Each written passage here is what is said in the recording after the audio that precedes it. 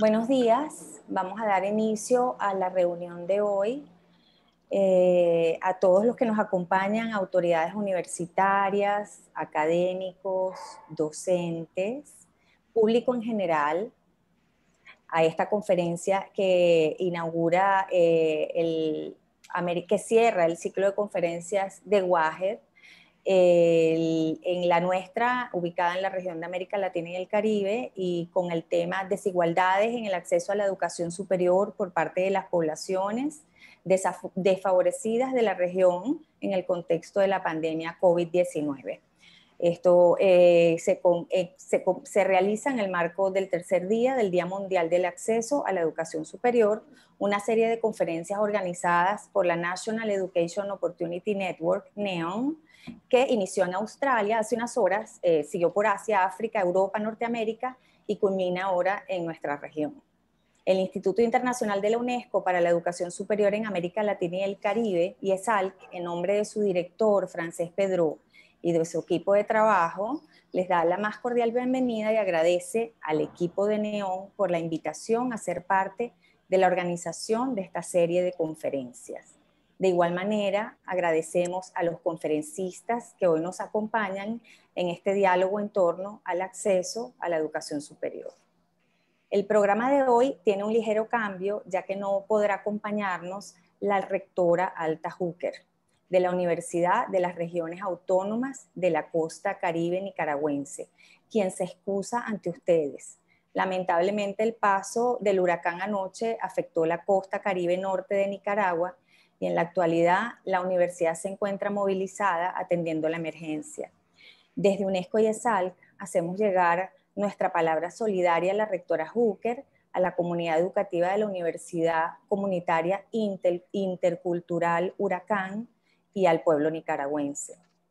Antes de comenzar el programa de hoy, invitamos a los asistentes a permanecer con las cámaras y micrófonos apagados. Aprovechamos para comunicarles que este evento cuenta con traducción simultánea en inglés y en español y que solo es necesario colocar el canal de su preferencia donde dice interpretación. Y para escucharlo en su versión original, recomendamos mantenerlo apagado. También les recordamos que estamos grabando este encuentro.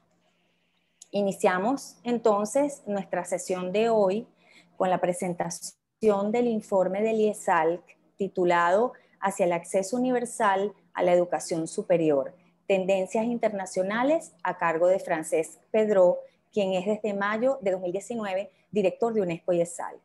Previamente lideró el Servicio de Asesoramiento en Políticas Educativas de la UNESCO en París, licenciado en Educación, obtuvo un doctorado con una tesis sobre educación comparada, cuenta con estudios postdoctorales en políticas públicas comparadas y es catedrático en políticas comparadas de educación.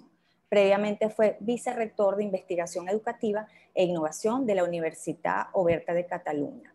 Tiene la palabra Francesc Pedró.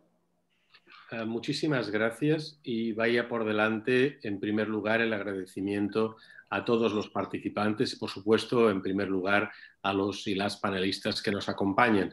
De nuevo, quiero expresar nuestra solidaridad con la rectora Alta Hooker y también con otros compañeros y compañeras de la región de Centroamérica que en estos momentos se encuentran devastados físicamente y, con muchos casos en situación realmente difícil. Dicho esto, me gustaría utilizar la oportunidad para compartir con ustedes algunas de las ideas más importantes, algunos de los mensajes clave que surgen del informe que, como ha mencionado muy bien mi colega Sara Maneiro, hemos lanzado hoy, tanto en inglés como en español. No sé si Sara pudiera compartir mi pantalla. Al parecer no tengo habilitada esa función, pero en cualquier caso me gustaría... Ahora sí, perfecto. Voy a ser muy breve porque creo que esta breve presentación va a permitir encuadrar mejor las intervenciones de los participantes en el panel. Nosotros, en preparación de esta celebración, quisimos lanzar un mensaje bien claro en el sentido de que nos queda todavía mucho camino por recorrer para conseguir realizar el derecho universal a la educación superior. Y en este sentido, un equipo de analistas de nuestro instituto, liderado por Daniele Vieira dos Santos, con la colaboración de Taku Mutidze y también de Jaime Roser Chinchilla, elaboraron un informe que desde hoy está disponible en su versión en inglés y en español en nuestro sitio. ¿Cuáles son las ideas fundamentales que se desprenden de este informe? Bien, si lo hablamos desde una perspectiva global, se podría decir que la buena noticia es que el acceso en casi 2 décadas se ha prácticamente doblado en todo el mundo. Ahí tienen, por ejemplo, una gráfica que demuestra cómo entre el año 2000 y el año 2018, que es el último del que disponemos datos, lo que serían el aumento de puntos porcentuales pasó desde el 19% de la tasa bruta de matriculación a un 38%. Y eso significa, en pocas palabras, que se ha doblado el acceso a escala mundial. Si ahora lo examinamos desde la perspectiva regional, es fácil darse cuenta que justo después de lo que sería el enorme crecimiento experimentado por el acceso en las regiones asiáticas, tanto en Asia Central como singularmente en el Asia más lejana, América Latina y el Caribe es la región donde realmente el acceso más se ha incrementado. Hemos pasado de tener aproximadamente para el conjunto de la región un 23% de tasas brutas de matriculación, esto es, el porcentaje de jóvenes de cada cohorte que llega a matricularse efectivamente en algún tipo de institución de educación superior, al 52%. Y eso significa bastante más que lo que sería doblar. En nuestro caso es un 126% de aumento en apenas 19 años. Ni siquiera hemos transcurrido 2 décadas. Creo que en este sentido podemos felicitarnos porque efectivamente el acceso ha mejorado enormemente en nuestra región, siendo, como dije anteriormente, la segunda del mundo en experimentar semejante crecimiento. Segunda buena noticia, aunque con matizaciones, es que en la mayoría de los países las que han experimentado un mayor crecimiento en términos de su acceso a la educación superior han sido las mujeres. Y esto, de nuevo, es una situación que en el caso de América Latina es especialmente destacable. Fíjense que desde el año 2000 teníamos aproximadamente un 25% de tasa bruta de matriculación en el caso de las mujeres, y ahora se podría decir que prácticamente algo más de 1 de cada 2 mujeres de nuestras generaciones en América Latina está accediendo a la educación superior. Aún así, se puede decir que en algunas áreas, en particular lo que serían ciencias, tecnología e ingeniería, esas noticias no son tan buenas, pues apenas en un 4% de los países del mundo se consigue el equivalente a una paridad de género. Pero en conjunto, la verdad sea dicha, es que las principales beneficiarias de este acceso han sido las mujeres. Estas son las 2 buenas noticias. La mala noticia, de todas maneras, es que seguimos teniendo un frente abierto en materia de inequidad. De hecho, examinado con mucho detalle, se podría decir que la inequidad no solo ha persistido a lo largo de estas 2 últimas décadas, sino que en más de un sentido se ha acrecentado.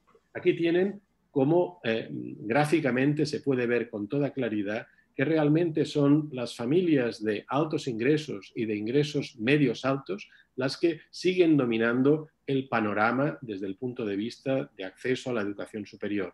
El crecimiento en particular de las tasas de acceso de las personas que provienen de entornos con ingresos medio altos ha sido espectacular. Se ha pasado desde un 17% hasta un 52%. Pero fíjense cómo ahora, si prestan atención a esa línea vertical que marca el 50%, digamos, de participación en términos de tasas brutas, fíjense que a día de hoy solo 2 grupos sociales en el mundo consiguen efectivamente que por lo menos 1 y algunas veces 3 de cada 4, 1 de cada 2 o 3 de cada 4 jóvenes ingresen en la educación superior. Y esos grupos son los grupos de extracción socioeconómica más alta y los grupos correspondientes a los ingresos medios altos. Por el contrario, se podría decir que las familias y los jóvenes que proceden de una situación de bajos ingresos, aunque pudiéramos hacer la ficción de que han doblado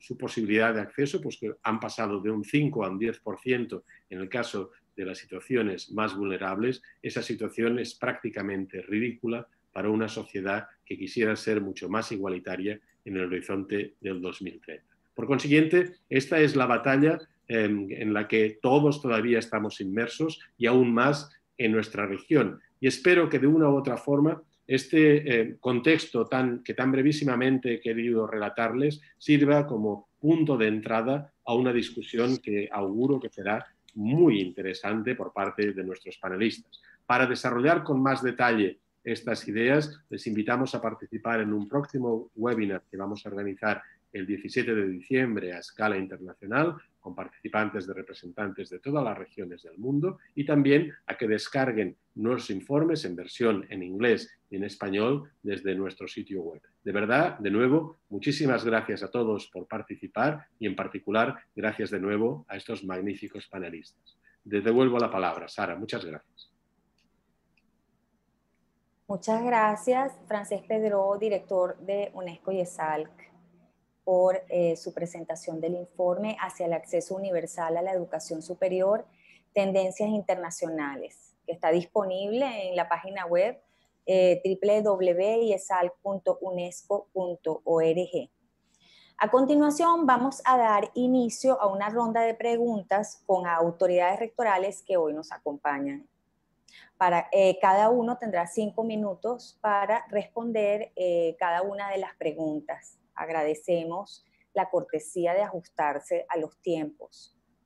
En principio, quisiéramos chequear primero que todos los panelistas tienen abiertos sus micrófonos para poder dar el derecho a la palabra.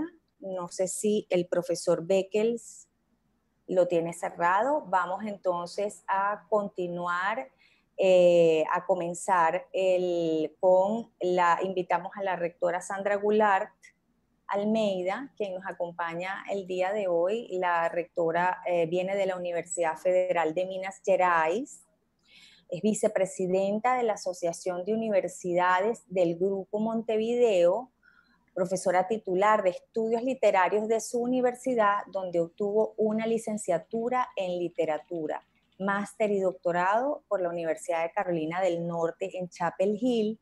Cuenta con un postdoctorado en literatura comparada por la Universidad de Columbia. Es investigadora del Consejo Nacional de Pesquisa de Brasil, miembro del Consejo de la Agencia de la Investigación del Estado de Minas Gerais, de su Consejo de Gobierno y del Consejo Asesor de su Asamblea Legislativa. Entonces, aparte de darle la bienvenida, rectora, a esta reunión el día de hoy, queríamos hacerle la primera pregunta, y es desde la perspectiva de su institución, ¿cómo ha evolucionado el acceso en los últimos años? ¿Han mejorado las tasas? ¿Se ha democratizado? ¿Cómo es la presencia de las mujeres? ¿Ha aumentado? Y esta misma pregunta, posteriormente, se la vamos a hacer al resto de nuestros panelistas conferencistas. Muchísimas gracias y le damos la palabra a la rectora Sandra Goulart Almeida. Muchas gracias, Sara. Buenas tardes a todos e todas. É gran placer participar en este evento que aborda una temática tan relevante para nuestras instituciones. Muchas gracias a IESALC por la invitación. Hablaré inglés para que sea más fácil para los traductores y para que no tengan que sufrir con mi español, o sea, mi portuñol. I will speak in English to help the translators. I am a translator myself, and I think it's better when you are more fluent in one language. I would like to answer your question, the first question, in terms of how my institution has handled the access to education, to higher education, and also regarding the politics we have implemented. We do have to talk about the context, the national context. I do have a presentation. Let me see. Okay, I cannot share my screen, but it's okay. I can just have access to my presentation here. Yes. We are gonna give you, okay, great. Let me see. Okay. All right. It's right there. So we have it here. So the next one, can you pass it? Just, yes. I was going to talk about, so that we can talk about the case of UFMG. It's important that we mention just briefly the national context, because one thing is related to the other. Next, please. The national, so here we have the situation in Brazil at the moment. So as you can see, we are very far from reaching the point that Pedro just mentioned regarding Latin American. We are behind in terms of our access to higher education. We have improved in relation to basic education, but not to higher education. So there is still a long way to go. Next, please. Próximo. See, and this is something that really concerns about, because it has to do with the instruction, the level of instructions for people who are about 25 years old. So you can see that Brazil still has a long way to go. Only 17.4% of the population, of the adult population in Brazil, have higher education, the complete higher education, as we say it here in Brazil. Go ahead, please. Next. Próximo. Yes.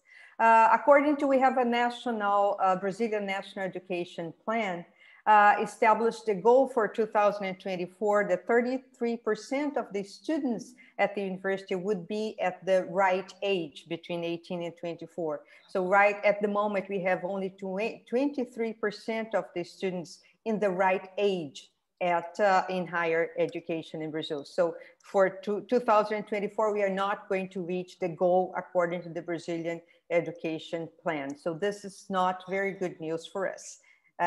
Próximo, por favor. Yes. So here is a difference between the public and the private systems in Brazil. 88.4% of the institutions in Brazil are private, against 11.6% public institutions in Brazil. So that makes a difference in terms of access, because in terms of private institutions, you know, you do need to have money so that you can go to those universities, or you need to have financial support from the government. So this decreases the access to education when you have a large number of private institutions. From what we notice in Brazil, however, is that from 2009 to 2019, there's been a great increase in enrollment.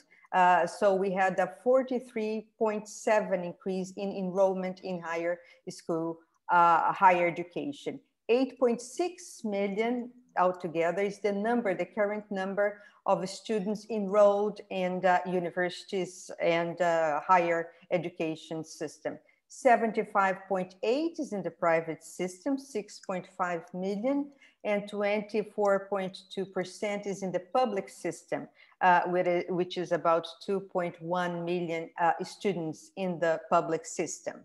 Next, please. So this is more or less, when you talk about the public systems in Brazil, you're talking about the federal system. My university belongs to the federal system. We also have a state system and very smaller part of the public system, which is called the cities that have some higher education system. I've come from the federal university, but my colleague, Rector Marcelo Nobre, is going to talk about the state system, which is also very strong in Brazil. Next, please.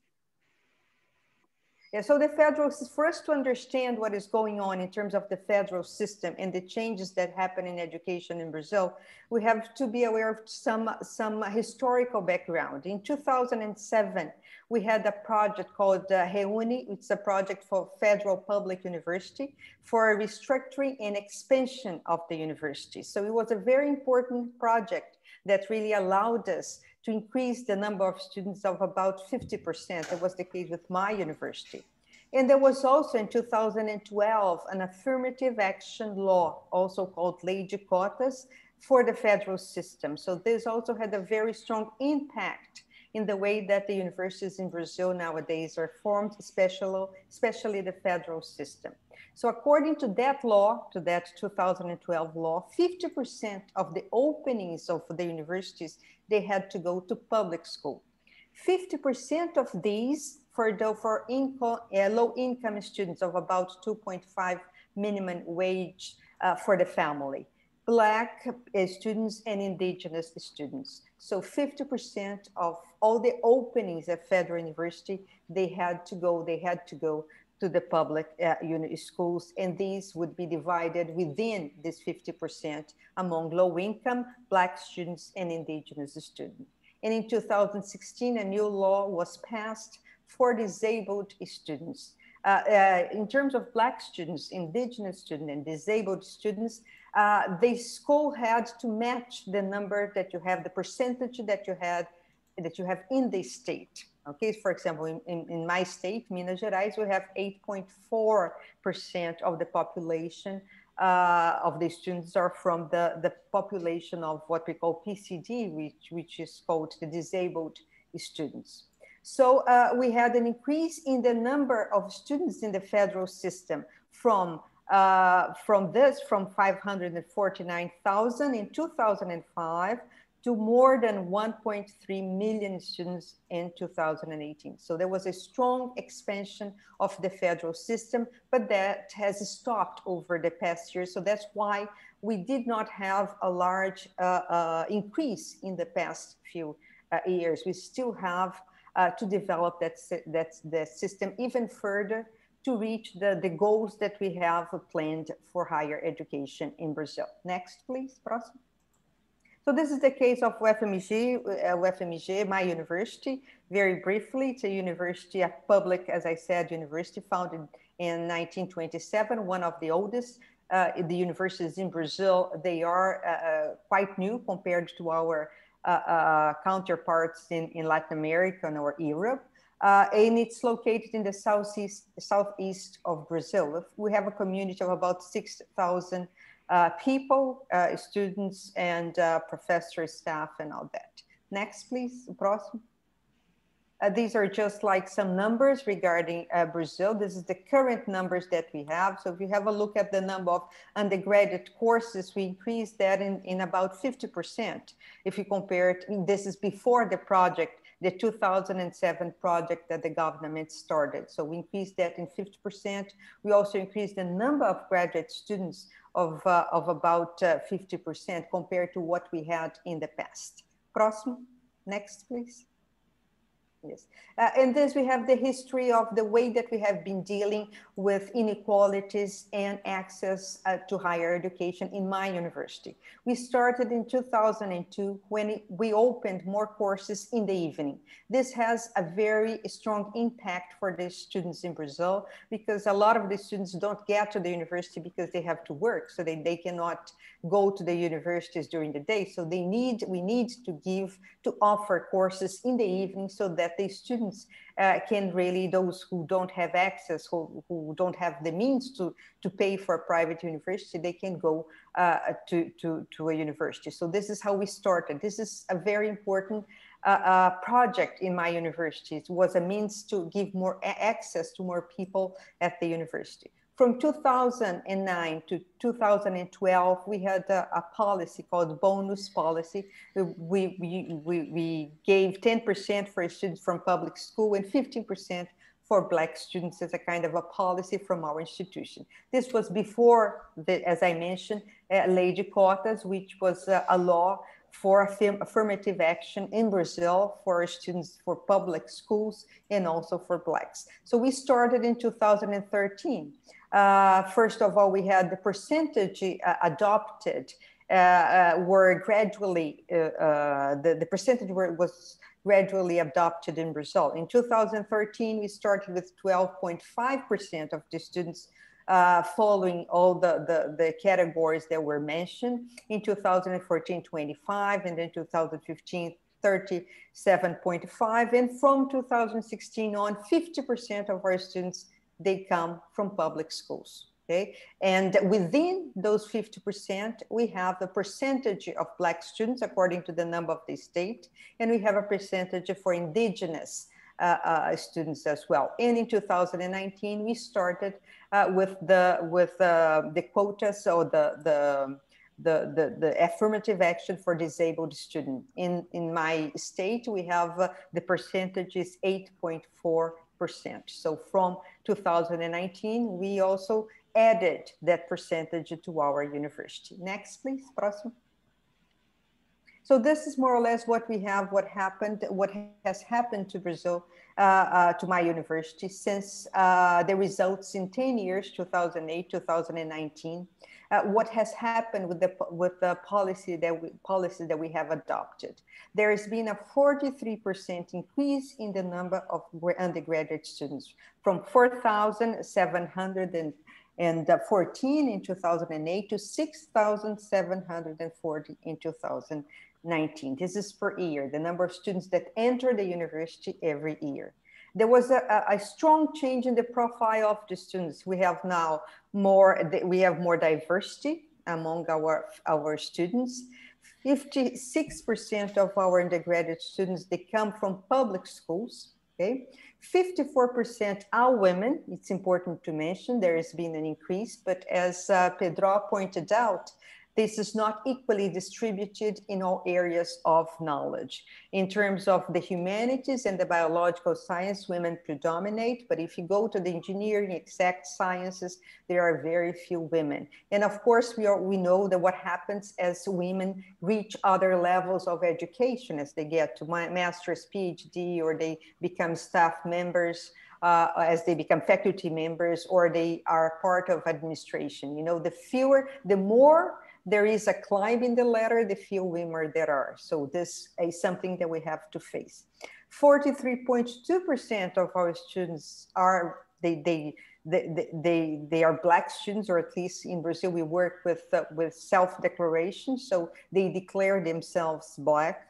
There's been an increase in the number of indigenous people because besides having the affirmative action law, we also open a specific course for indigenous students, a course which is, they learn to teach, they become teachers, and they go back to their tribes to teach after they conclude their courses. The same thing happens with students from the rural areas. They come to the university, they graduate as teachers, and they go back to their areas.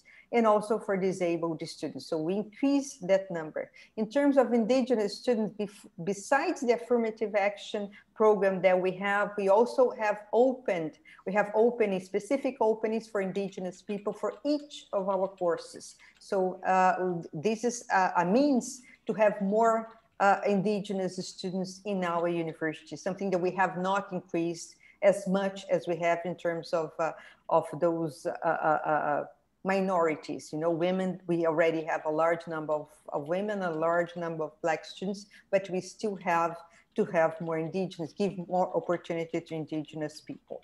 And something, the inclusion and permanence, what we have learned is that besides including the students, we also have to provide the means for their permanence at school.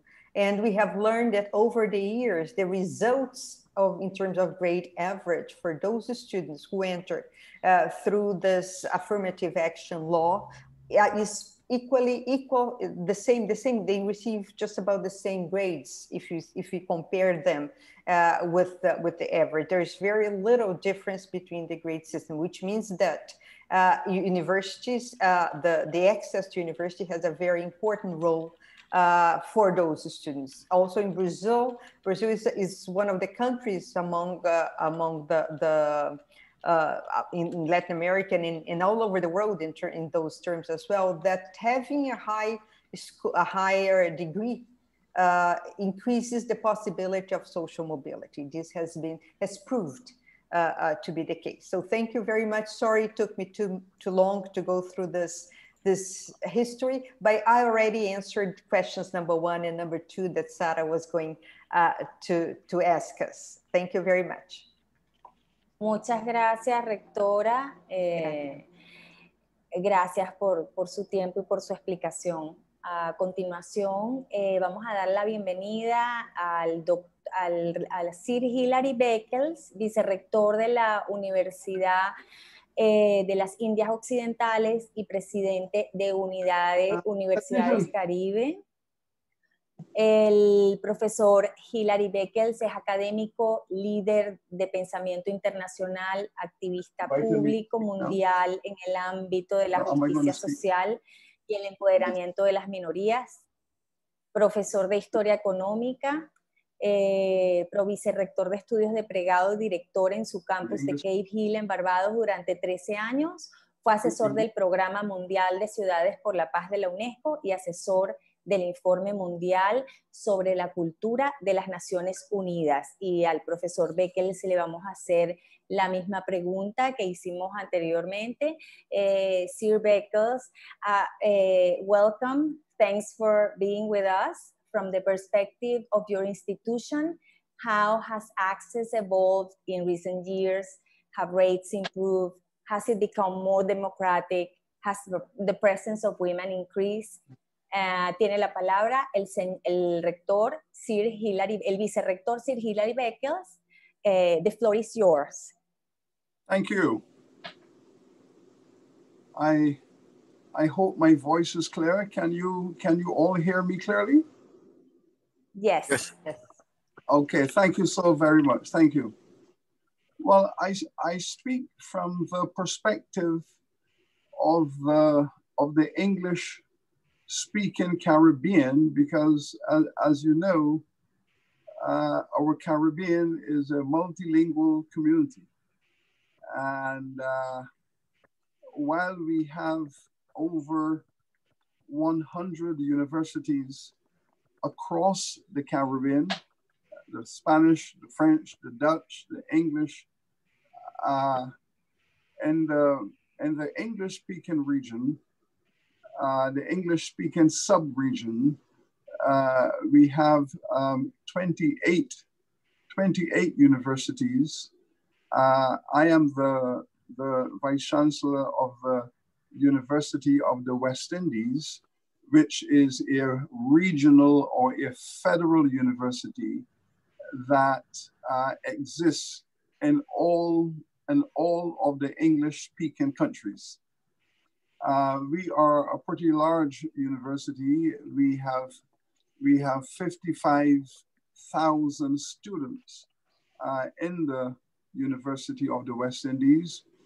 We have 5 campuses.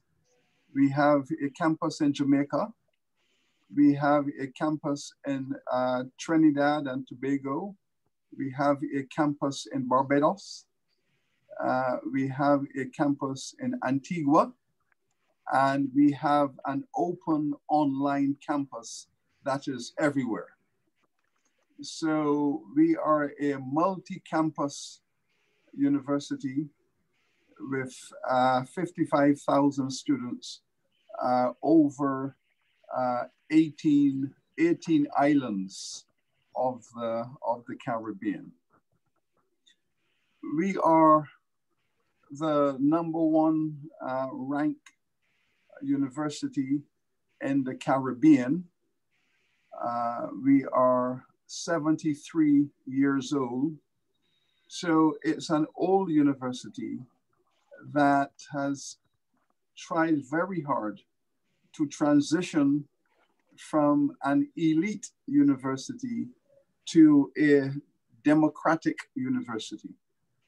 I believe that we are now fully democratic.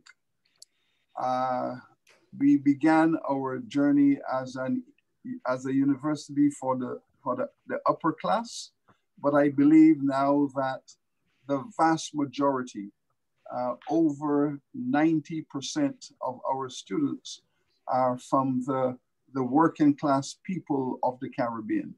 So we are now completely democratic, completely open in terms of access.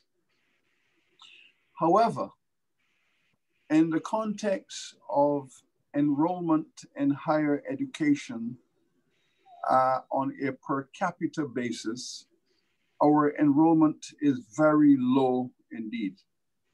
Only about 15% of our young people between the age of 18 and 35, only about 15% of that group, that cohort, is at the moment enrolled in higher education, which makes it what the lowest in our hemisphere. So using UNESCO data, the Caribbean on the whole has the lowest enrollment in higher education in the hemisphere on a per capita basis. And within the Caribbean, the English-speaking Caribbean is at the lowest. The French, Dutch, and Spanish-speaking Caribbean are higher than the English-speaking Caribbean. I think to understand this low enrollment, we need to look at the historical explanations. And we must remember that the Caribbean is still a colonized community. Those countries that are independent have been independent mostly for 50 years, but there are still many islands in the Caribbean that are still colonies of Europe. And there is a self-perception in the Caribbean that while many countries are independent and have a strong sense of nation building, a very strong sense of sovereignty, many countries in the Caribbean are still under colonial rule, so that the political culture of the Caribbean is not yet completely liberated. And this is having a very negative impact on the region.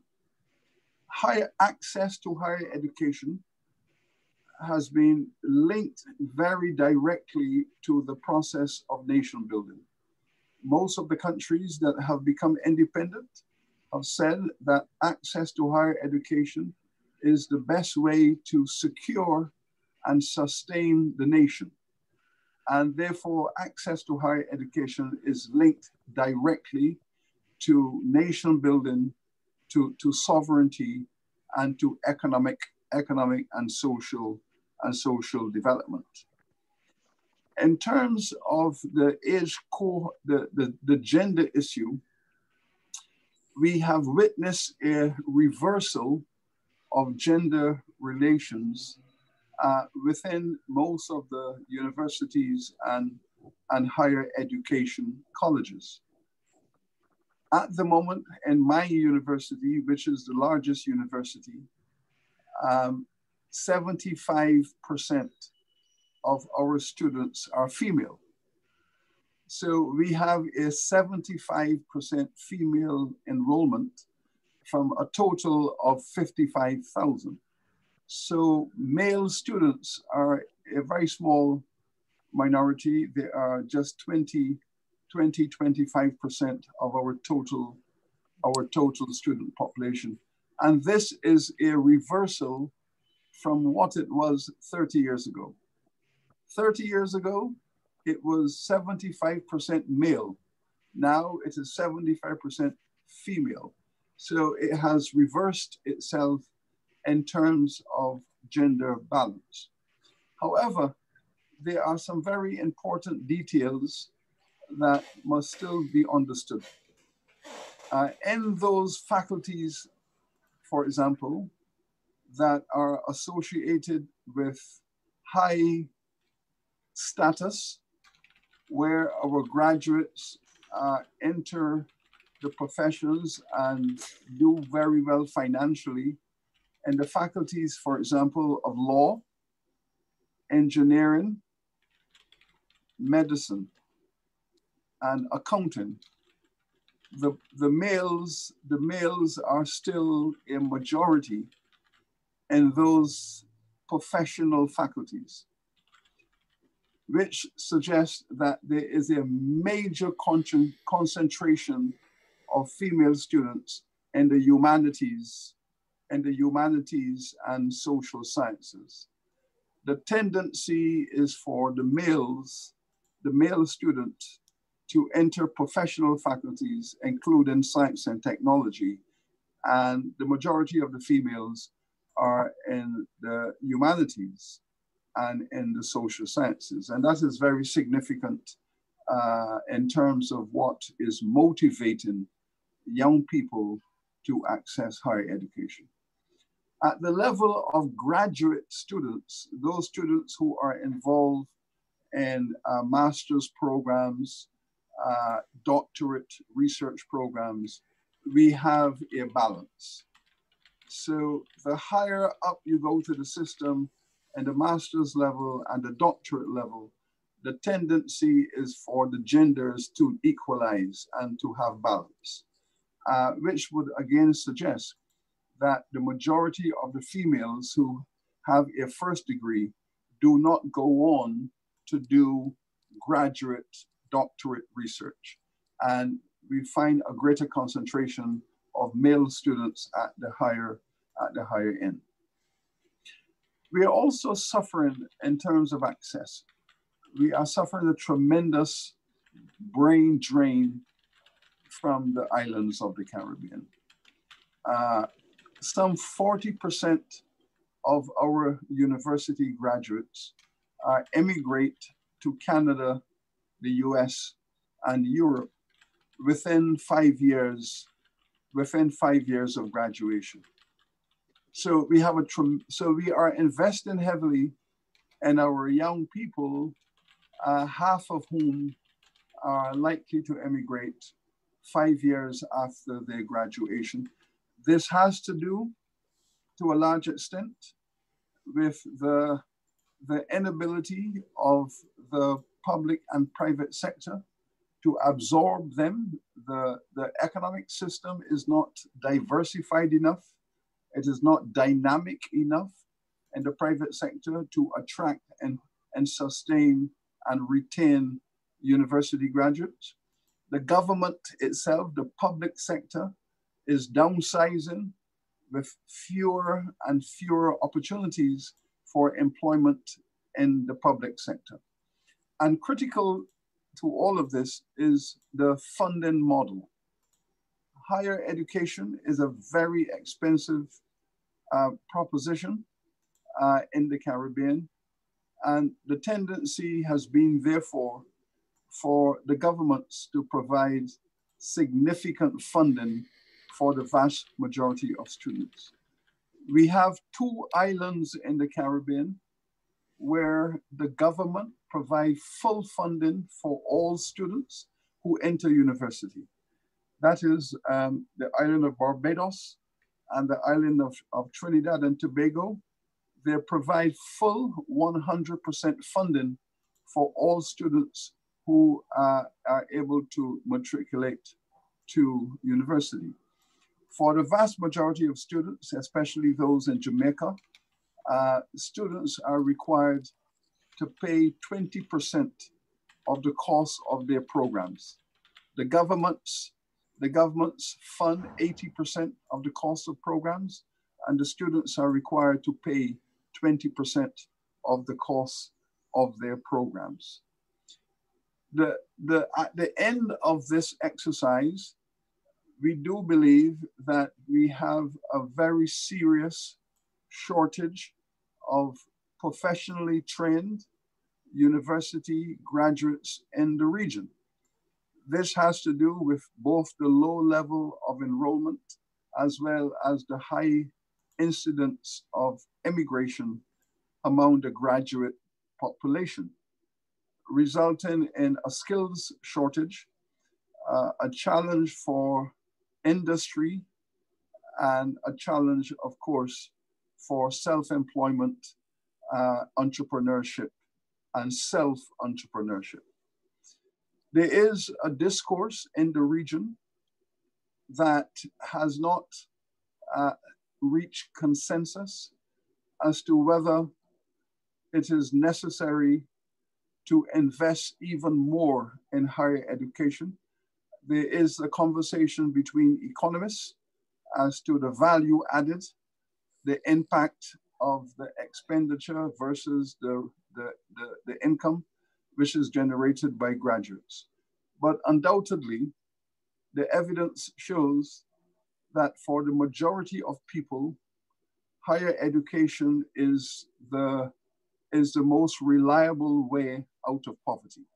So that when we study social mobility, we find that over 80% of those families that have moved out of poverty have done so through access to higher education. So if you cannot measure the impact at the national level, you certainly can measure it at the level of community, at the level of family. And certainly for the Black people of the region who have been historically marginalized, higher education is certainly the most important pathway to class mobility, professional development, and to raising living standard. So it is very much a hot topic in the Caribbean at the moment. The funding model, the impact on democracy, the impact on social mobility, the issue of human rights and social rights. There is a large campaign that says higher education is a civil right against the background of poverty, against the background of slavery, against the background of recent colonization. Higher education is being seen as a civil right, as a human right, that every citizen should have access to higher education because of the historical circumstances of colonization.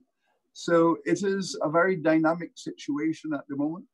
What COVID had done is to make it fundamentally worse. COVID has revealed the inequalities, as we all know.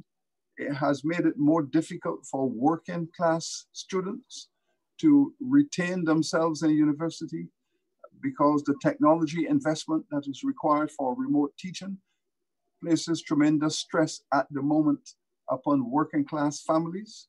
And of course, we're also seeing for the first time that the governments that collect their revenue from the tourism industry, which has collapsed, and therefore government resources have also collapsed.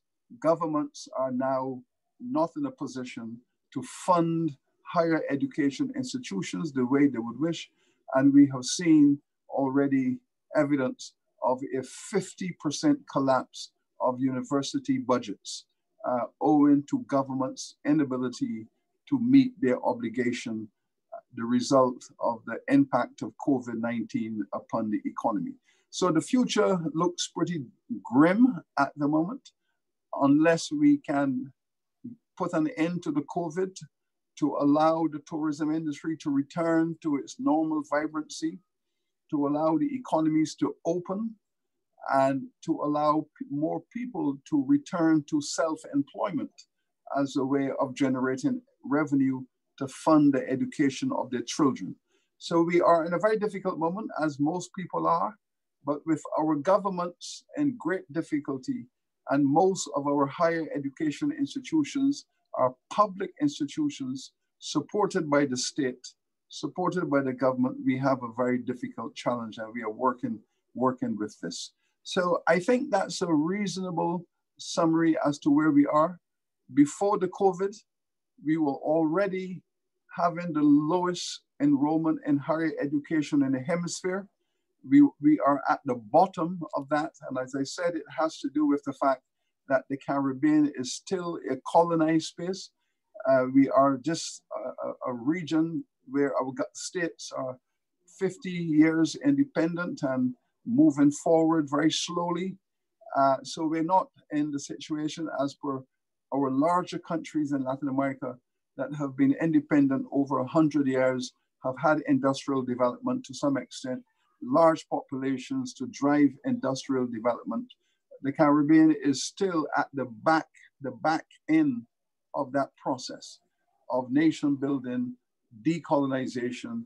And while there is great commitment to democracy, tremendous commitment to democratic values and democratic ideas, the politics is still very backward in terms of dealing with decolonization.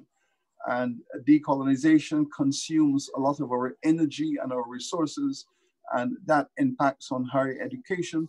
thus the very lowly status of higher education access among the majority of the people. But it is a work in progress, and it is moving in the right direction, though we have suffered this significant setback from COVID-19. Thank you, and it's a pleasure to participate. Thank you. Muchas thanks, Vice Chancellor Beckles, for your sharing the trends of higher education in the Caribbean. Muchas gracias, Vicerrector. Ahora invitamos al rector Marcelo Nobel de la Universidad Estadual de Campinas, UNICAMP, en Brasil, profesor titular de Física de UNICAMP, miembro del Consejo de Administración del Centro Nacional de Investigación en Energía y Materiales, donde fue director del Laboratorio Nacional de Nanotecnología.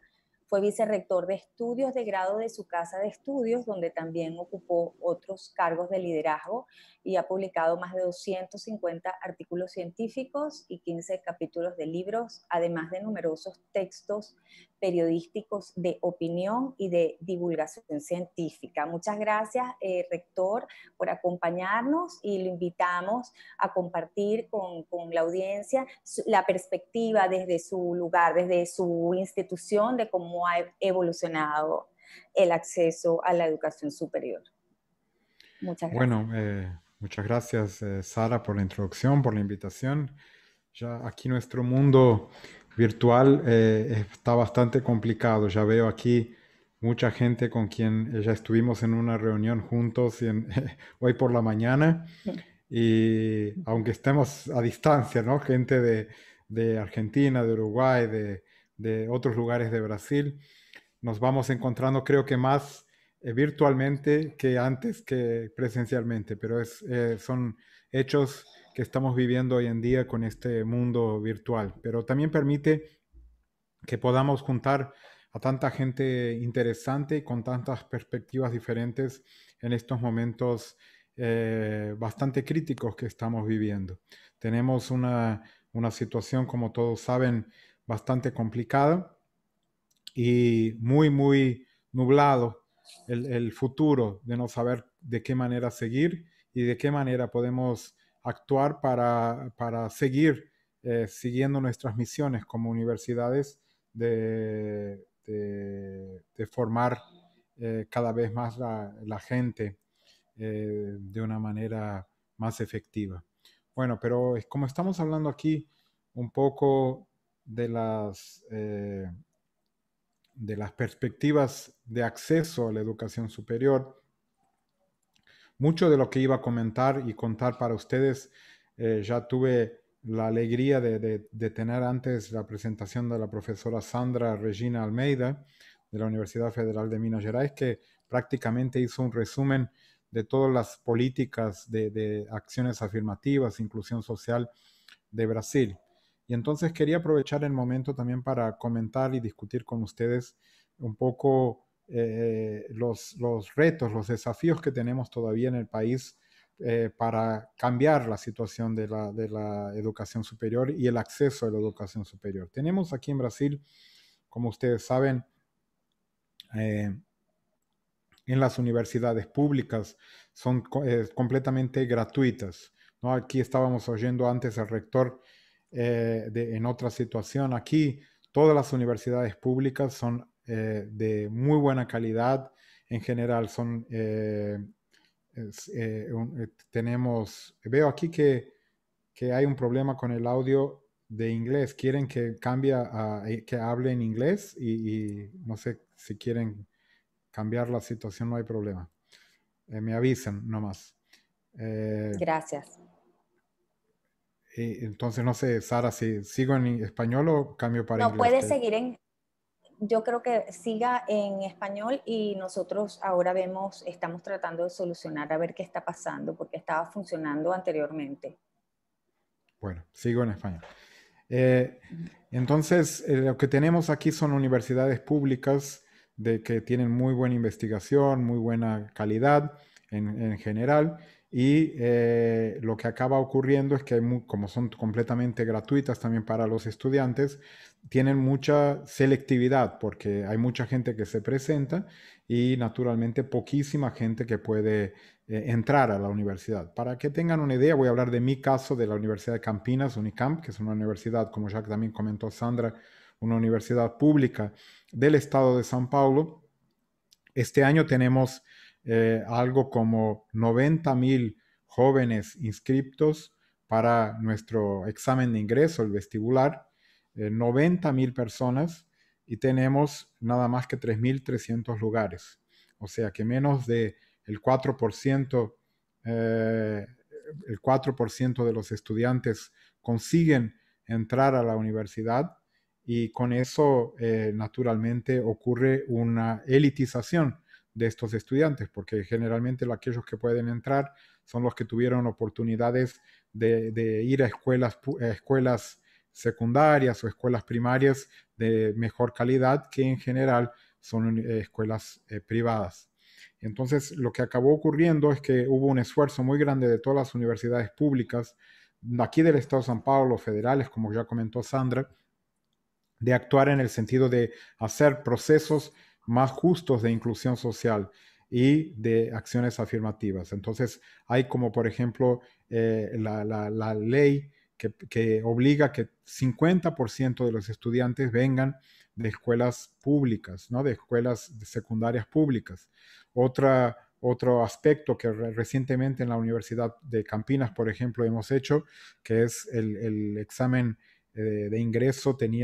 Nunca hemos tenido, ahora hace 2 años tenemos el sistema de cuotas étnico-raciales para permitir que tengamos la meta de llegar a un número de estudiantes que sea por lo menos equivalente al número de negros y mulatos, ¿no?, que tenemos aquí, y pardos que tenemos aquí en el estado de São Paulo, que es 37.2% de negros y pardos en el estado de São Paulo.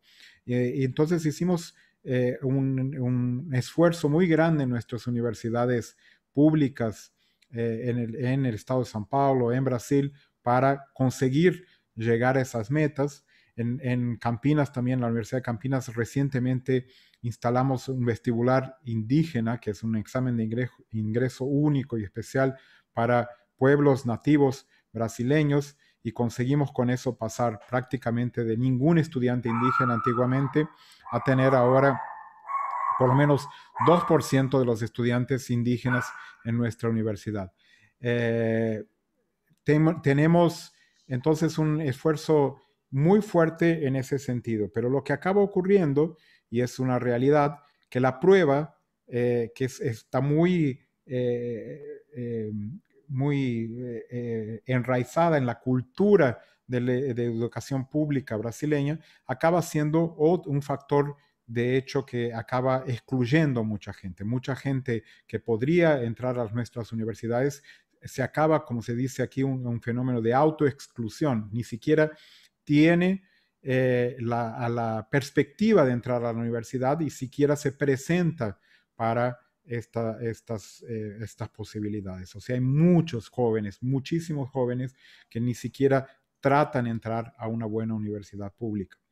Además de eso, como saben, y ahora tenemos hasta el problema, ¿no? En muchas universidades públicas de Brasil se utiliza lo que se llama el Examen Nacional de Ensino Medio, el ENEM, que es un examen nacional de millones de personas que se presentan, millones y millones de jóvenes que se presentan todos los años, y un examen a veces de un día o de un fin de semana que es hecho presencialmente, una prueba presencial que define el futuro de millones de jóvenes en todo el país. O sea, es algo que de hecho en general es bastante complicado del punto de vista de políticas públicas. Tenemos un examen que es carísimo, con una infraestructura complicadísima y que al mismo tiempo es excluyente por principio. Y ahora también con el problema que tenemos de la pandemia, tenemos otro problema extra, que no sabemos cómo va a ocurrir ese examen este año en Brasil. Juntar a jóvenes en este momento de pandemia en una clase que generalmente son cerradas y mal ventiladas por 5 horas, 6 horas durante un fin de semana, es un riesgo bastante grande. Y entonces estamos todos aquí con una aprehensión muy grande porque no sabemos qué va a ocurrir en todas las universidades del Brasil con esta nueva generación de jóvenes que tiene que entrar a la universidad el próximo año. O sea, estamos en un dilema existencial aquí para saber qué es lo que va a ocurrir con estos jóvenes el año que viene. Entonces, como alternativa y como idea, aquí estamos tratando de introducir la idea de un poco de ir desconstruyendo la idea del vestibular o del examen de ingreso como única vía de acceso. Aquí en la Unicamp creamos hace 10 años, cuando yo era el vicerrector de estudios de pregrado, creamos un programa que se llama Programa de Formación Interdisciplinar Superior, que es un programa que va a buscar a las escuelas públicas las escuelas públicas de la ciudad de Campinas, va a buscar a los jóvenes directamente a esas escuelas, las mejores escuelas públicas bueno, las mejores no, los mejores jóvenes de cada escuela pública de la ciudad. Tenemos, si uno quiere, una cuota geográfica. Cada escuela pública de la ciudad de Campinas tiene por lo menos la oportunidad de tener 1 o 2 jóvenes en ese programa. Hacemos una clase de 120 estudiantes y estos 120 estudiantes siguen durante 2 años un curso de formación general en la Unicamp, que es llamado Profis, que es una especie de un liberal arts college de 2 años. Y después de esos 2 años tienen la oportunidad de pasar directamente a cualquier curso de la universidad sin la necesidad de hacer el vestibular o nuestro examen de ingreso. Eso es un programa que ya está funcionando hace 10 años y que gracias a ese programa conseguimos tener un perfil de jóvenes que jamás habían entrado a la Unicamp anteriormente. Tenemos, para que tengan una idea de esos jóvenes del Profis, 90% de esos jóvenes son la primera generación en su familia en la universidad. 80% de esos jóvenes tienen renta familiar per cápita inferior a un salario mínimo. Y también sin hacer ningún tipo de cuotas étnico-raciales, tenemos 40% de esos jóvenes como siendo negros o pardos, que sea mixed race, ¿no? en inglés.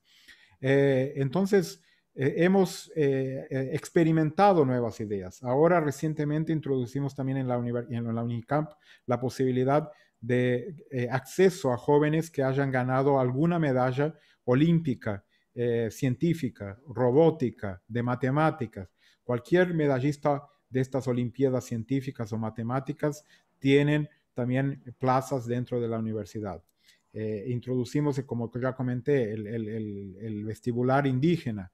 Hemos hecho un poco de acceso también por medio del ENEM, que es el examen nacional. Tenemos nuestro propio vestibular. O sea, hoy en día un joven, dependiendo de la clase social y de su etnia, puede entrar, tiene 5 oportunidades diferentes para entrar a la Universidad de Campinas. Entonces, es una idea aquí estamos poco a poco trayendo e implementando de ir ampliando las oportunidades de acceso para los jóvenes de Brasil y creo que en este momento que estamos aquí discutiendo estas posibilidades, son experiencias que quería compartir con ustedes y naturalmente también angustias que quería dividir con todos ustedes. Muchas gracias.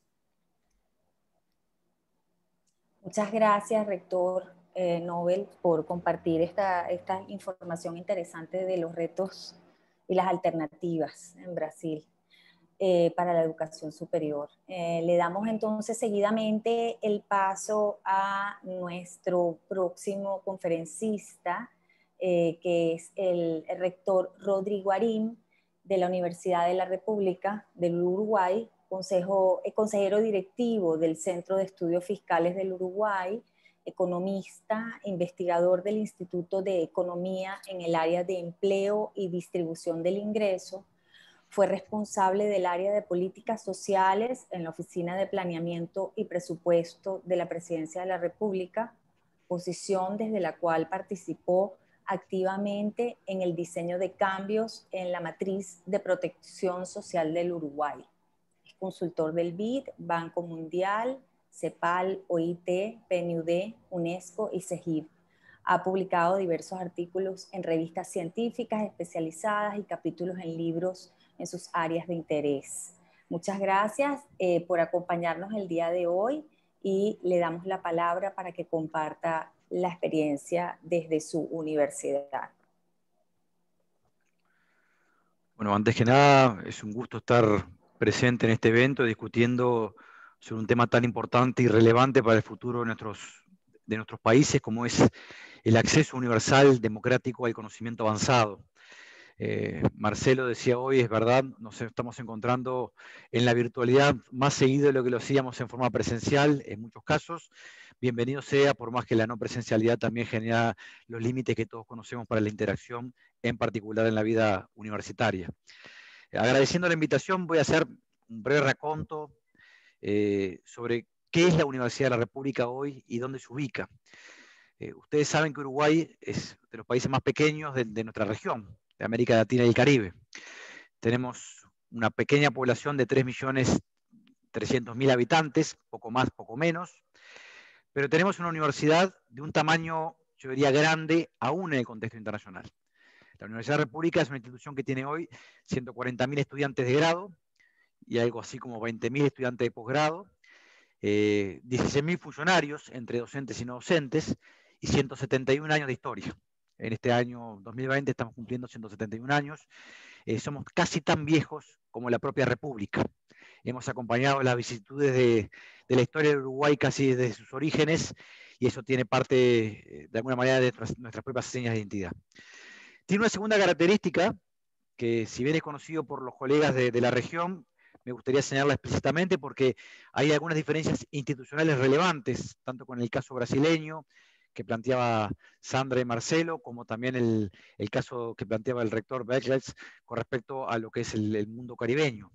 La Universidad de la República es una institución que combina dos atributos que es difícil encontrar en el mundo en forma simultánea, salvo en Uruguay y en Argentina. Somos una institución gratuita, como en Brasil, pero también una institución de libre acceso. Eso quiere decir que no hay mecanismos de selectividad previo al ingreso a la institución.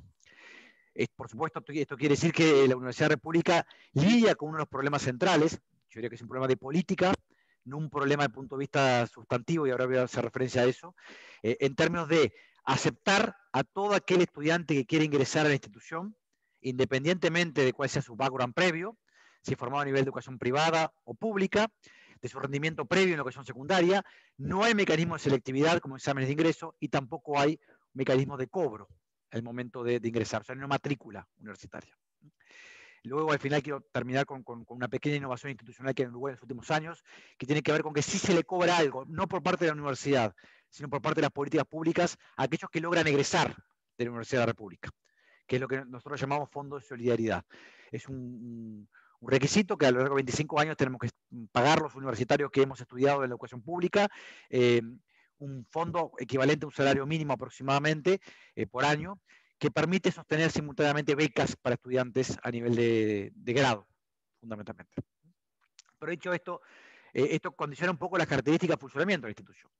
La institución combina simultáneamente una vocación por destinar recursos a la investigación avanzada en red y conectada internacionalmente, con una vocación profundamente democrática, que es aceptar a todos aquellos que hayan culminado la educación secundaria y permitirles el acceso a la institución y a la formación de grado. Por año, para que tengamos una idea de la magnitud, estamos diciendo que la Universidad de la República está recibiendo en el día de hoy, el 2020, este año, 18.500 estudiantes. Ingresaron a la Universidad de la República solamente en el año 2020. Y es una matrícula que, por suerte para el país, está creciendo. Porque esto es parte también de esta combinación. Una universidad de un porte relativamente importante desde el punto de vista de la cantidad de estudiantes de grado y un país relativamente pequeño. Hoy la Universidad de la República representa el 80% de toda la matrícula de educación superior de Uruguay. ¿Sí? El 20% restante está representado por aproximadamente un un 15% que se inscriben en instituciones privadas, ¿sí? O sea, el sector privado en Uruguay sigue siendo relativamente pequeño, yo diría pequeño y segmentado, o sea, está asociado a algunas áreas de formación. En algunas áreas de formación, en particular las ciencias básicas, por ejemplo, la Universidad de la República es la única oferta que hay de formación en el país, ¿sí?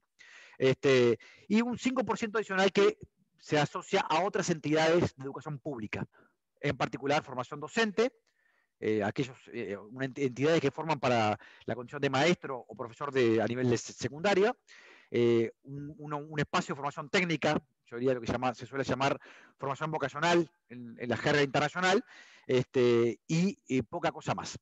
Y hay otra universidad pequeña, Universidad Tecnológica del Uruguay, que todavía es muy joven, desarrollo reciente, con un foco en el interior del país.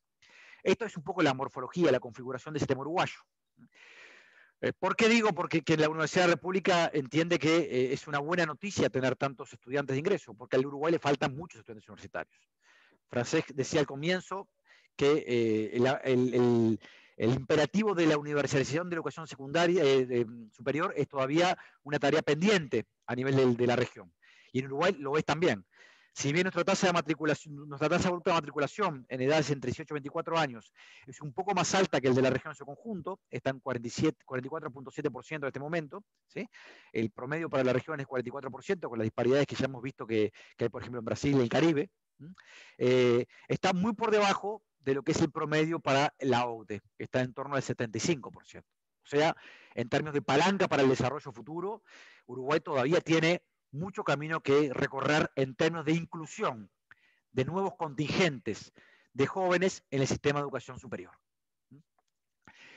Esta morfología del sistema también nos tensiona porque a la Universidad de la República simultáneamente tiene que atender la tarea de democratizar el acceso a la educación con la tarea de asegurar las condiciones adecuadas para la investigación de calidad en todas las áreas del conocimiento.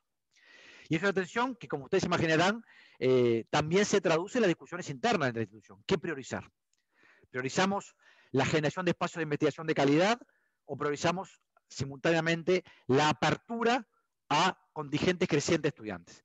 La Universidad de la República ha tomado la opción de intentar funcionar en este equilibrio extraño que es mantener las puertas abiertas a la institución, esa vocación democrática de ser la institución de mayor porte en términos de educación superior del país, y a la misma vez generar condiciones para la investigación de calidad y conectada con el mundo, ¿sí? En todas las áreas disciplinares. Es una tensión, como se imaginarán, que no es de sencilla resolución en la interna universitaria.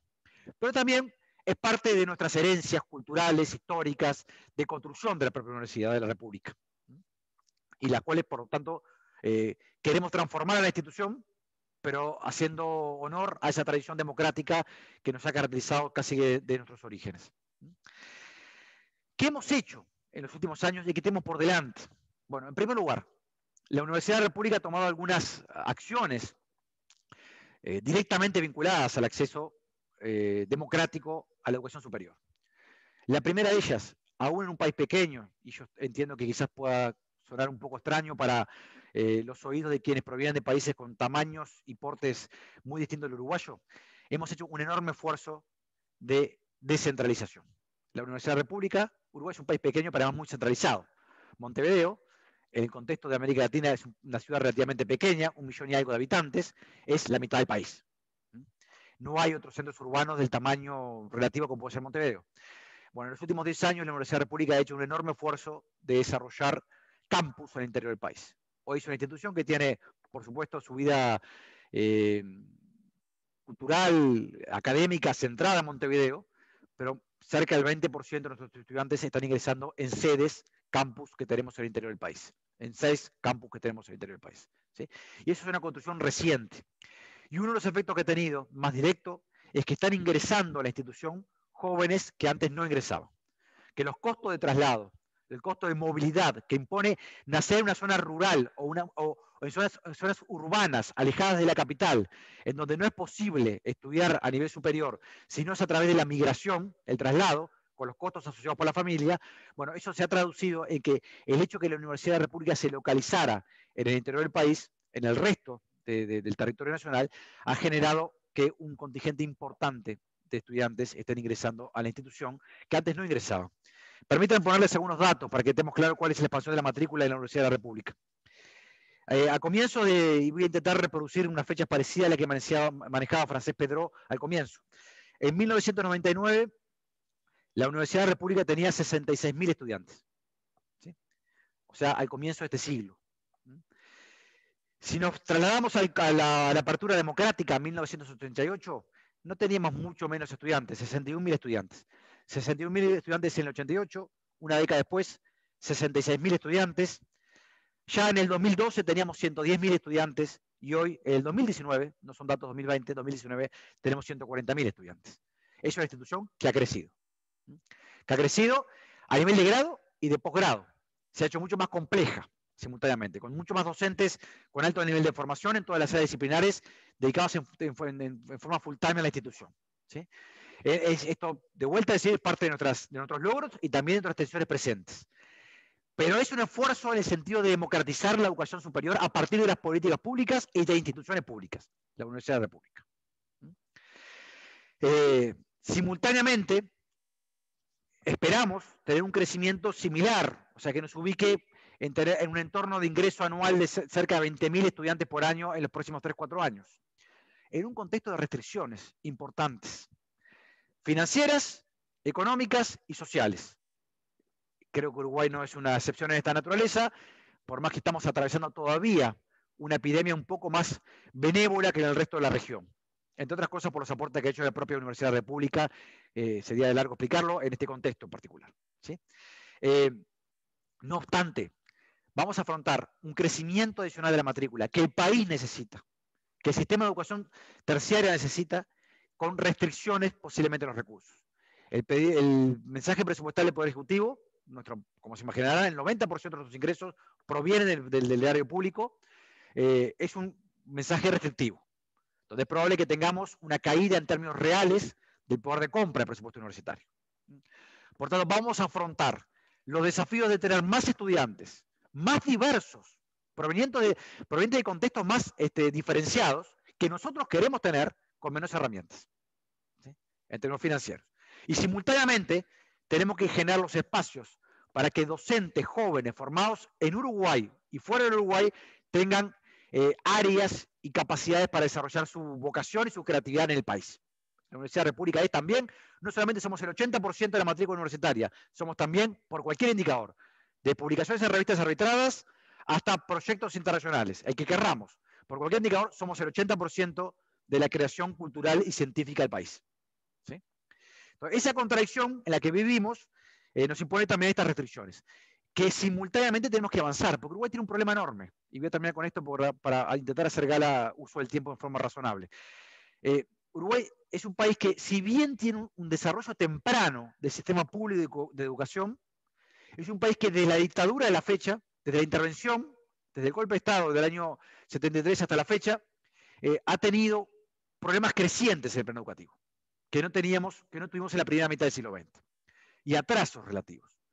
Y uno de los grandes atrasos es que todavía en Uruguay menos de la mitad de los jóvenes termina educación secundaria. Por lo tanto, la Universidad de la República, entre comillas, captura a buena parte de los estudiantes que logran culminar el ciclo secundario. Por eso tenemos 18.500 estudiantes. El tamaño de las cortes de las generaciones en Uruguay, para que tengan una idea de magnitud, está en el torno a los 45.000. Somos un país pequeño. Pero simultáneamente tenemos que universalizar la educación secundaria y asegurar el acceso a la educación terciaria. Y eso es un desafío y un imperativo que no admite demoras. Y no admite demoras en el contexto internacional. Y permítame cerrar con una cita, más que una cita, parafasear a August Deaton, Premio Nobel de Economía 2016. Deaton afirma, profesor de la Universidad de Princeton, afirma rotundamente, y yo comparto, que si en el siglo XX culminar la educación secundaria era el camino para tener una vida digna, en el siglo XXI solamente aquellos que logren culminar la educación universitaria van a lograr tener las credenciales y el conocimiento adecuados para insertarse dinámicamente a lo largo de su vida. Por lo tanto, en América Latina y el Caribe, este desafío es un desafío también de un desarrollo desigual. Tenemos que lograr avanzar en clave de desarrollo de todo el sistema educativo, pero simultáneamente no pensar en etapas. No podemos esperar a desarrollar la educación superior, a que culminemos los pasos previos de desenvolvimiento de educación secundaria, o que tengamos un mayor nivel de desarrollo relativo, como plantean, por ejemplo, en el caso del Caribe. Por lo tanto, yo creo que en términos de agenda política y de pensar las políticas públicas, esto para Uruguay es un elemento central y entiendo que lo es para el conjunto de la región. Muchas gracias. Muchas gracias, rector. Creo que, bueno, en líneas generales todos han abordado las ideas que habíamos pensado que pudieran discutir aquí en esta reunión el día de hoy, en el marco de la celebración del Día de Acceso Mundial a la Educación Superior. Vamos a invitar entonces a Francesc Pedró, director de UNESCO y ESALC, a hacer un resumen un poco de lo que hemos hablado hoy. Si ustedes quieren, por su parte, dar alguna otra idea de cierre, pueden hacerlo en este momento. Invitamos entonces al director de UNESCO y ESALC a incorporarse a la discusión. Muy bien, muchas gracias, Sara. Yo quisiera sencillamente compartir algunas reflexiones finales de un tema que desgraciadamente no vamos a dejar cerrado hoy. Probablemente el año próximo y el siguiente seguiremos discutiendo aún de hasta qué punto somos capaces de avanzar decididamente en la región e incluso a escala global en esta democratización del acceso a la educación superior. Yo creo que la mayor parte de los participantes estarán de acuerdo conmigo, no me refiero a los panelistas, sino a los asistentes, en que acabamos de ver historias que son historias en realidad de liderazgo universitario y que nos relatan perfectamente cómo incluso en un contexto políticamente adverso o incluso económicamente deprimido es posible siempre hacer algo más. Y a mí me gusta recordar en este sentido, y lo he hecho desde la primera intervención que hemos tenido por parte de la rectora, Regina, hasta la última del rector Arim, me gusta recordar algo que puede parecer un poco extemporáneo. En las grandes universidades clásicas se recuerda con frecuencia que la universidad es alma mater, es decir, que es la madre de las almas, en cierto sentido, ¿no? Y quisiera recordar cómo, aunque es verdad que solo hemos tenido a una mujer en este panel, por cuestiones, digamos, que superan nuestra voluntad y que desgraciadamente relacionadas con las tormentas y los huracanes que tenemos ahora en Centroamérica. Pero aunque solo tengamos una mujer, hemos visto también el testimonio de hombres, de rectores, que igualmente yo creo que encarnan este espíritu, que nada tiene que ver con el género, que encarnan este espíritu de instituciones, de equipos de gobierno que salen a la calle a buscar a sus estudiantes, que se preocupan de ellos, que no solo operan como instituciones que se limitan a abrir las aulas o ahora en periodo de la pandemia a ofrecer continuidad pedagógica por medios tecnológicos, sino que realmente se preocupan no solo por los estudiantes que ya están dentro, sino como muy bien ha recordado el rector Nobel, por los estudiantes que no están y tal vez deberían estar, ¿verdad? Yo creo que esta es la idea de que efectivamente el espíritu un poco romántico de esta alma mater sigue estando muy presente en estos liderazgos modernos, caracterizados lógicamente por una vocación no solo de democratización, sino también de compromiso social. Me gustaría, en segundo lugar, hacer una reflexión también, aunque no ha sido el tema de hoy, sí que es un tema que planea efectivamente en estas intervenciones que hemos tenido sobre el efecto que la pandemia está teniendo ya sobre el acceso a la educación superior.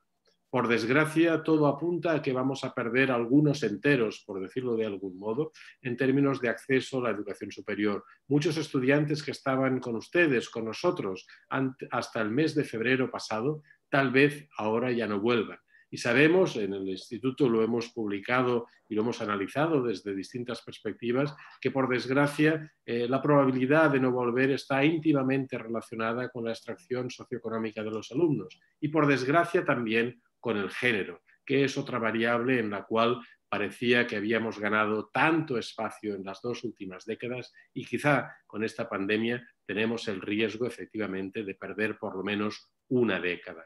Yo creo que ahí también en cuestiones de género, también en cuestiones de cuidar a los estudiantes más vulnerables, a los estudiantes a los que en más de una ocasión ustedes se han referido, que representan la primera generación de una familia que accede a la universidad, es donde verdaderamente podemos recuperar ese espíritu, insisto, un tanto idealista, un tanto romántico, un tanto, si quieren, mesiánico, pero que en definitiva explica por qué gente de tanto valor como estos panelistas que hemos tenido hoy, ¿verdad?, esta tarde con nosotros, han decidido comprometer su vida en lugar de a empresas que les permitirían ganar muchísimo dinero y crecer profesionalmente, ¿verdad?, en un contexto rutilante. ¿Por qué han decidido emplearse efectivamente en el servicio público a través de la universidad? Yo creo que esta idea de compromiso ha estado también flotando. Y esa idea de compromiso es la única que nos va a permitir efectivamente que esta preocupación por el acceso no termine ahí, sino que, y este es un envite al que les invito, valga la consonancia, ¿verdad?, para el próximo año, no solo hablemos del acceso, sino que empecemos a hablar también de la democratización del éxito en la educación superior. Yo creo que esto también es muy importante. La batalla que hoy estamos recordando es la batalla por el acceso, por la democratización del acceso y también, lógicamente, implícitamente, la batalla por el éxito, por el suceso en materia de educación superior. Y ahí es donde verdaderamente algunas de las ideas que ustedes han compartido no nos hablan de cómo podemos conseguir mejorar el share, por decirlo así, las tasas de participación, sino efectivamente acompañar a los estudiantes, precisamente aquellos que más lo necesitan, dando más a quienes más lo necesitan para conseguir efectivamente que la igualdad de oportunidades en el acceso y el éxito a la educación superior sea un éxito. Yo creo que ustedes saben, y no hace falta que lo indique, pero me van a permitir que lo haga para terminar, que siempre en esta línea pueden contar con la UNESCO y, por supuesto, con nuestro instituto. De nuevo, muchísimas gracias por su participación y les invito efectivamente a que esta discusión siga viva y también que opere en la realidad, como vienen haciendo. Muchísimas gracias de nuevo. De nuevo para ti, Sara. Muchas gracias, director. Ahora hemos recibido algunas preguntas por el chat y las vamos a compartir con nuestros invitados de hoy para ver quiénes o quiénes de ellos quieren abordarlas. Una tiene que ver sobre la opinión sobre las universidades indígenas que hay en algunos países de la región.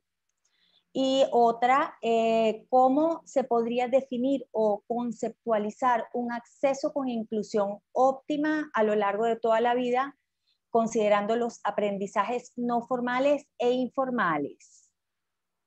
Esas son las que tenemos hasta el momento. Entonces, si quieren levantar la mano o simplemente proceder a responder entre las personas que hoy nos acompañaron en la conversación de hoy.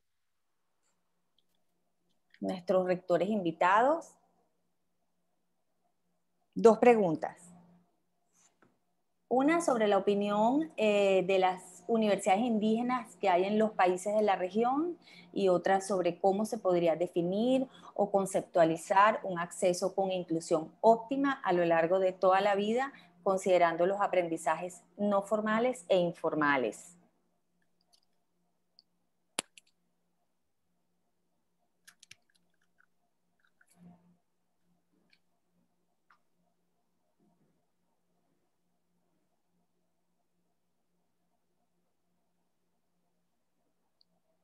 A ver, alguno podría compartir su experiencia en torno a estos temas.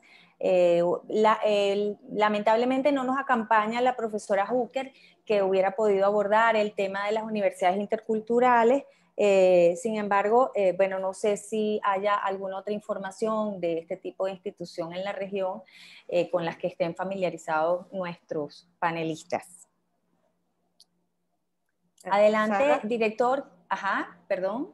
Sara, no, me gustaría de hablar un poquito más de algo que ha dicho Pedro sobre...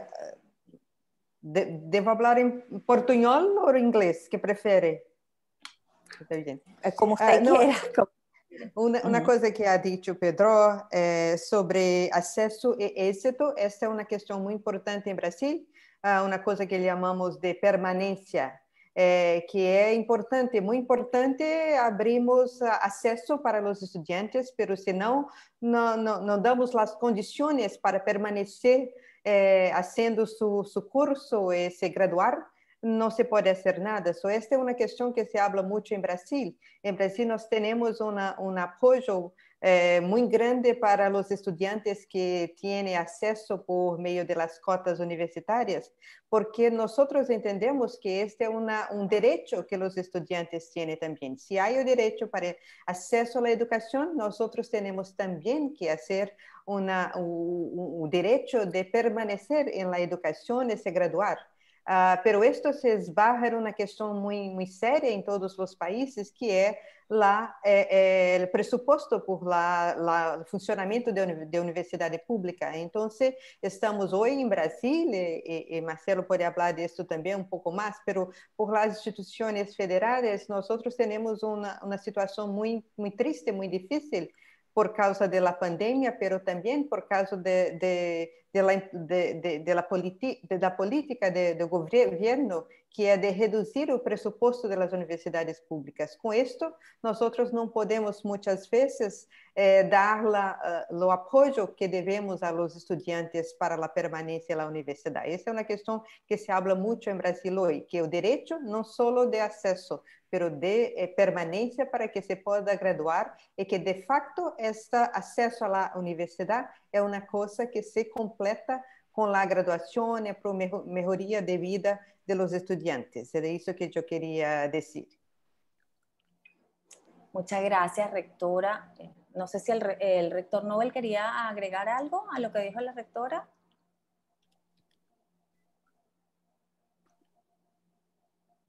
No se oye, por favor, Okay. el micrófono. Ahora sí. Ajá. Sí, gracias. No, solo quería completar que, bueno, ciertamente estamos viviendo aquí, estamos viviendo aquí en Brasil una situación muy difícil con una crisis sanitaria, de salud, una crisis económica decorriente de la crisis sanitaria, y ciertamente creo que es una crisis política mucho más fuerte que las otras dos, o sea, como había comentado Sandra. Pero la pregunta era un poco también sobre la educación para la vida, ¿no? Y eso es un poco algo que las universidades están haciendo también como parte de su misión fundamental, tener un poco de cuidado, no solo con los jóvenes que ingresan y con las oportunidades de inicio de carrera, pero también con muchas posibilidades que tenemos para seguir las personas, la gente, en lo que se conoce ahí como lifelong learning, ¿no?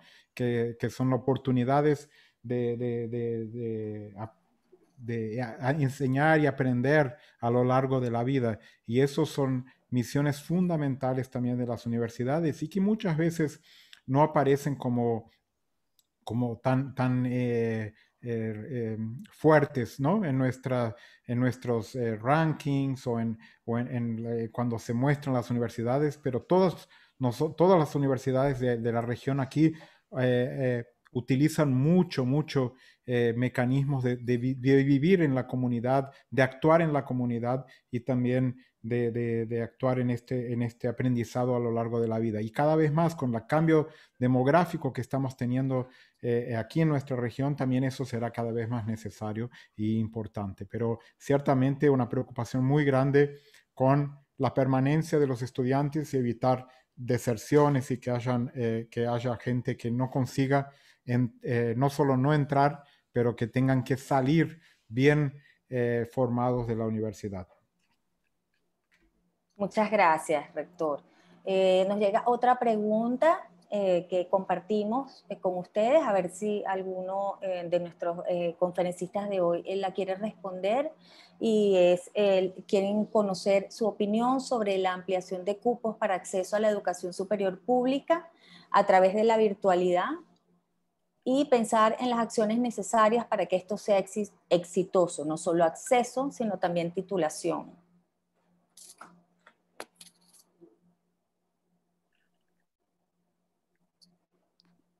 Opinión sobre la ampliación de cupos para acceso a la educación superior pública a través de la virtualidad. No sé si quieren añadir algo al respecto, con respecto a esa pregunta.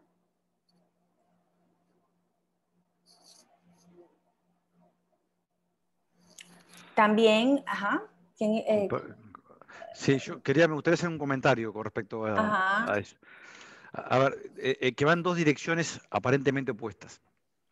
Yo creo que, por un lado, los instrumentos de la tecnología y de la información en general son una oportunidad genuina para sostener procesos de aprendizaje a nivel avanzado de una manera mucho más generalizada.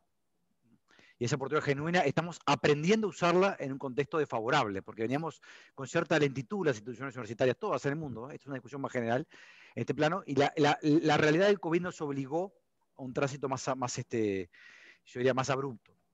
No obstante, también hay que ser cuidadoso, porque uno de los elementos que encontramos nosotros en este escenario del COVID, y tiene que ver con una reflexión que Pedro incorporó hacia el final, pero creo que es bien relevante, es que el COVID genera efectos de muy corto plazo, sanitarios en primer lugar, pero hay herencias de largo plazo educativas muy complejas.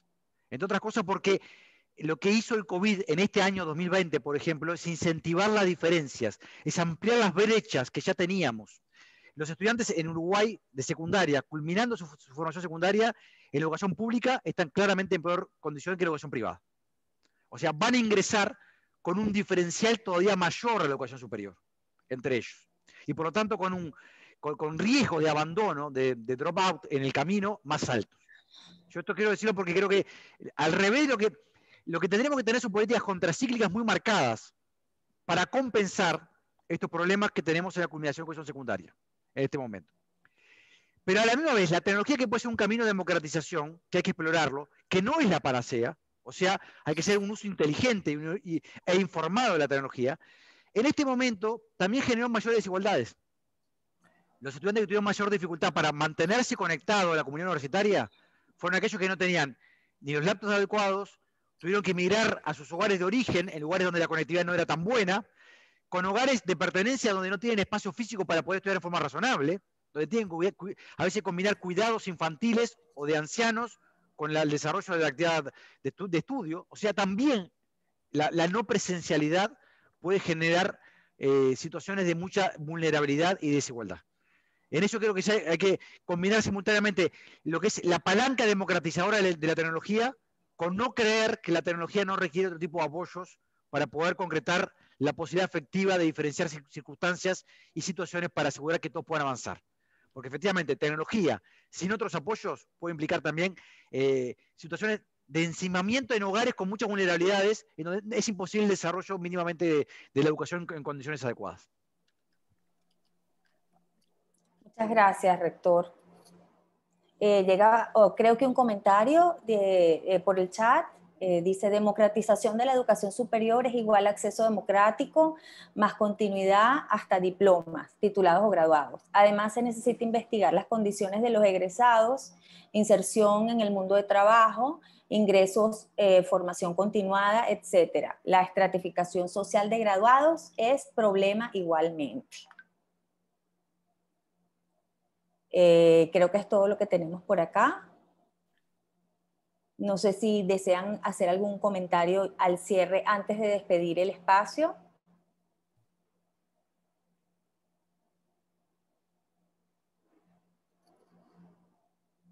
La rectora quiere tomar la palabra.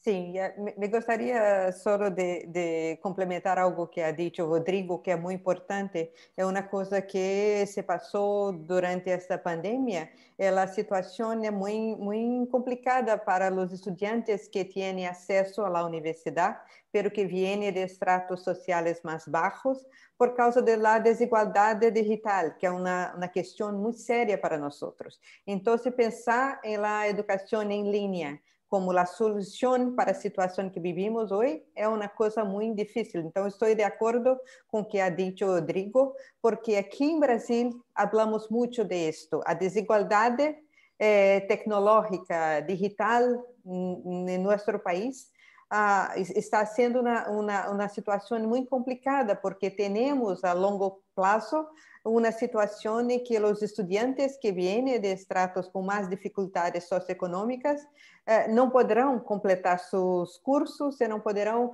de facto, ter uma educação que lhe permita o acesso à educação superior. Então, esta é uma questão que nós temos que lidar hoje. Para começar a ser a educação em linha, como nós estamos fazendo, tivemos que primeiro, dar a los estudiantes las condiciones para que pudiesen hacer los cursos en línea. Y esta es una cosa que se pasa en todas las áreas. Entonces, a largo plazo, la pandemia irá certamente causar dificultades para las poblaciones más vulnerables, que son los más pobres, la población negra de Brasil, también las mujeres, las poblaciones indígenas, son todas esas que hicimos un trabajo muy grande en los últimos años para incluir en la universidad, están en riesgo muy serio diante de la pandemia y las consecuencias que nosotros tenemos. Entonces, algo que precisamos empezar a discutir, cómo traer de vuelta esta población o mantenerlos en la universidad para que concluam seus estudos. Eu creio que esta é uma situação muito delicada para nós em Brasil, porque é parte também da situação de outros países em América Latina e Caribe. Muchas gracias, rectora. Nos preguntan que si esta grabación estará disponible y sí, efectivamente, la vamos a colgar en nuestro canal de YouTube de UNESCO y ESALC, para las personas que quieran revisarla o que no se hayan podido conectar, y colocaremos los enlaces también desde la página web de UNESCO y ESALC. Como ya no hay más preguntas, entonces pasamos a despedir este espacio. Queremos agradecer a los asistentes, a las personas que nos acompañaron en calidad de panelistas a esta reunión el día de hoy. De parte del director de UNESCO y ESALC, Francesc Pedró, y de su equipo de trabajo, queremos agradecer su presencia, el acompañamiento en este tema tan importante en el marco de la celebración del Día Mundial de Acceso a la Educación Superior y en paralelo al lanzamiento del informe que ha lanzado hoy el Instituto, el ESALC, con respecto al acceso en el mundo, al acceso a la educación superior en el mundo, las tendencias actuales.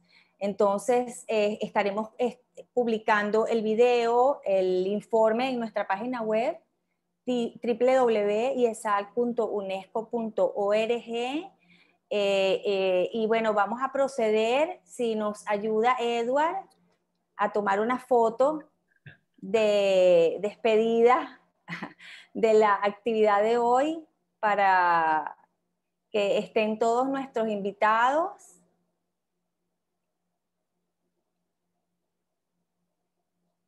A ver.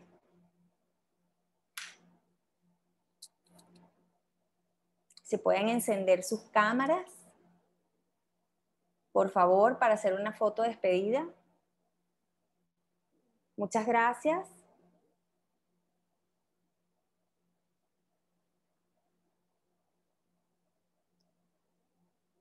Bueno, creo que no han podido encenderlas todos.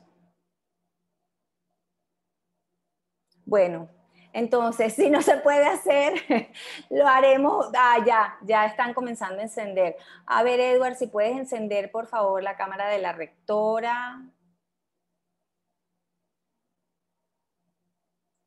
De la rectora Sandra.